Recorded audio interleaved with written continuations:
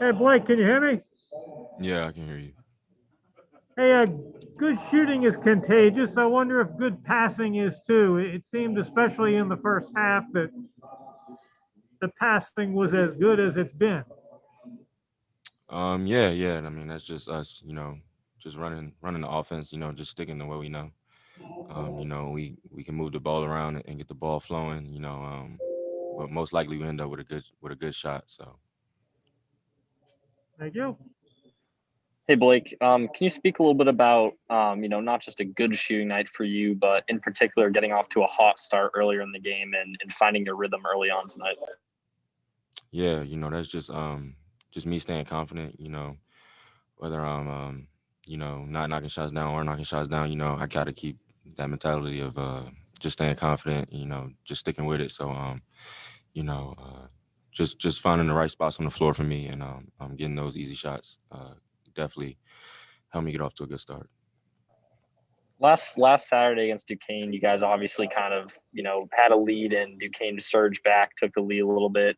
Tonight, there was a point you guys were up 12-14 and UMass pushes it into single digits, but then you guys really seem to put your foot on the gas and kind of put that surge down. How do you feel you guys responded tonight to that late surge of UMass and maybe a little bit better than you did last weekend? I think we responded well. Basketball is a game of runs, so and we understand that. And for us, we just gotta, just stay locked in. No matter what's going on. But I think we just keyed in defensively, and we were locked in throughout the whole game. And I think that's what got us over the hump, and kind of put them away at the end. Thank you.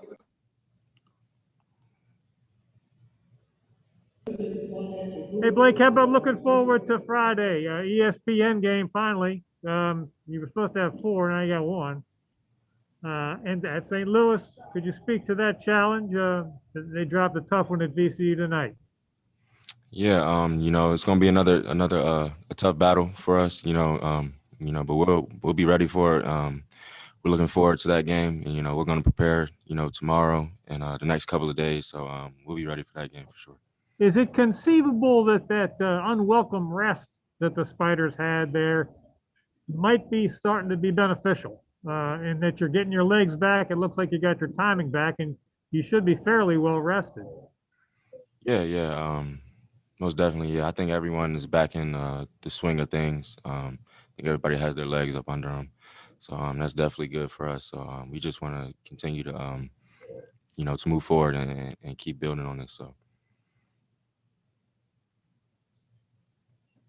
Anything else for Blake?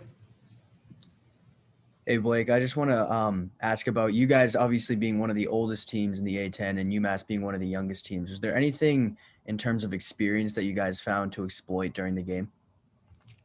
Yeah, I mean, I could say like the basketball is a game of runs, they kind of were crawling back into the game a little bit, but we kind of came together as a team because and I think that experience where we come together and talk about things and talk about what we need to do in order to stop the run that they had and just focus on what we need to focus on in order to close the game out is beneficial for us. So I think that's probably one of the bigger parts when it comes to experience. So.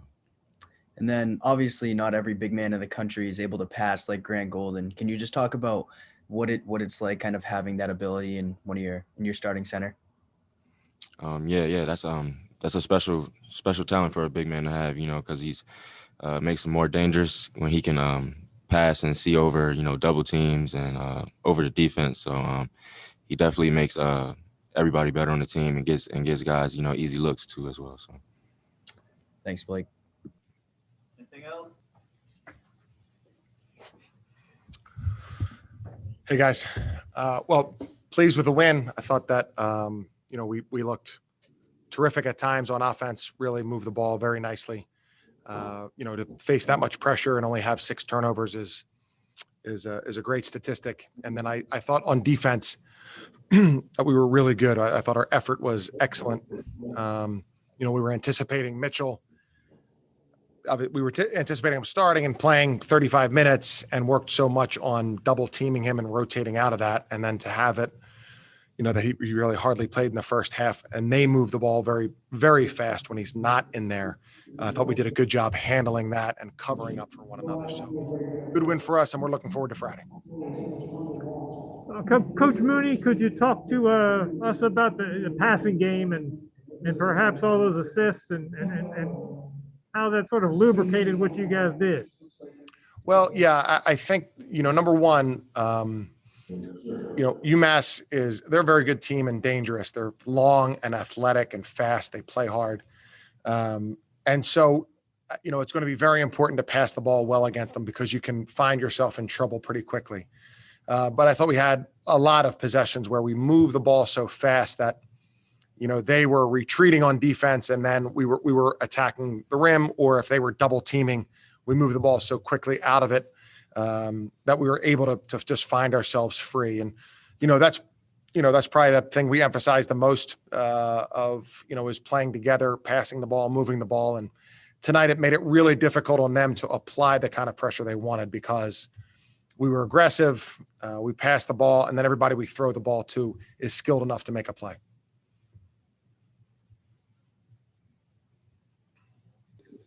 Hey, Coach. Can you just speak a little bit on the late UMass run there where kind of like, Duquesne last time, you guys kind of let them back in, they take the lead, this time up double digits, they push it to 7, and you guys just seem to put the foot on the gas and run away with it. How do you felt like you responded to that pressure better this time? Yeah, well, we did do better. It's a game of runs and they have really talented guys. So of course you're not just going to, build your lead every media timeout, but we made a couple of plays in a game where we had so many great plays or highlight type plays. We made a couple of bad plays in a bunch there, and they capitalized on them. So I do think when it got there to 7, I think we called timeout. It was 10. They had an N1. When it got to 7, we did make some really good plays. Again, when we didn't turn it over, so we didn't turn it over very often. So it was never piling on us, but we were able to withstand it, run our offense, even though they were trapping and giving us different looks. I think Jacob's steal, we scored, and then Jacob stole the inbounds pass. I think we scored on that possession. That was a big play. But yeah, I do think we did a good job when it got down that low. Being up 15 or 18, that's one thing that's noticeably different in a home game. When you go on a run, there's no crowd that kind of emphasizes that. It just feels like a timeout and you go back out and you continue to play. So hopefully we'll be in that position again and we can continue to build the lead. Got it. And if I could just follow up a little bit off topic here, but 2 games left in the season. We all have went over the tournament being moved up. But with that said, there is actually some time between now the A10 tournament and postseason. Has there been any talk, whether it's with the league or other opponents or just amongst yourselves, of potentially adding a game after the conference tournament? Yeah, I think that's something we're going to have to look at. You have to play. You have to look at all of these scenarios, which are unlimited, essentially. If you start to worry about these 2 Pac-12 teams, then Duke's won its last 3. You can't dictate any of it. But yeah, I think we would. There are some, when you look at the layout of conference tournaments, when you look around the country at teams that might be finished or might be open or available for a game, we are certainly looking at it. And I don't know that we would do it, but I think we would definitely want to try to have it as a possibility. Got it. Thank you. Thanks, Noah. Hey, Chris, do you have any concern about Grant's left hand? It looks like when he got fouled there trying to dunk the ball, he jammed it up there. Yeah. He taped it up at halftime, when his foul shot in the second half, that was clearly, his foul shot in the first half too, it was clearly something that was bothering him. Taping it up, made it feel, stabilize it, makes it feel better. He's going to see the doctor here. As soon as I know something, then I'll let you know. Appreciate that. Hey, Chris. So, tonight is a game, never trailed. How big of a confidence builder is that coming into a big game Friday night in St. Louis? Yeah, it's good. I mean, I feel like it's even more than that. It's more that we've been back now for maybe 10 days, 11 days. And when we got back, our workouts were really good right away. The workouts were good. Practice had to catch up. Practice got to be good. The games have to catch up. Now I feel like we're in a better rhythm or more of a rhythm. And so I do feel like tonight's game was more like us. A high number of assists, very few turnovers. We shot the ball pretty well, not great. And we really fought and it gave great effort on defense. So I do feel like, that part of it built up. Obviously the game on Friday is big, but our playing this well is a great accomplishment for our team. And, definitely pleased with the not only result, but how we played. Thank you. Thanks. Coach, could you just talk about how you being one of the oldest teams in the Atlantic 10 and UMass being one of the younger teams and kind of what you used going into this game to exploit their youth? Well, it's a funny, it's because it's a different season. A typical February game, you don't really count the freshmen as freshmen anymore. I think the guys who are really playing a ton of minutes. This season, I think they came in with only 11 games. And so they are young, certainly. And, I don't know how much they've been able to practice and work out together. Those things are, the key and the essence to playing college basketball. I wouldn't say we tried to exploit anything, but certainly, we were going into a team that changes defenses a lot and has different pressure, shows different pressure, drops back to different defenses, changes the defense on out of bounds. And for our team, that's not, that we can handle that. We could handle that, and we can be aggressive still and play well and do good things.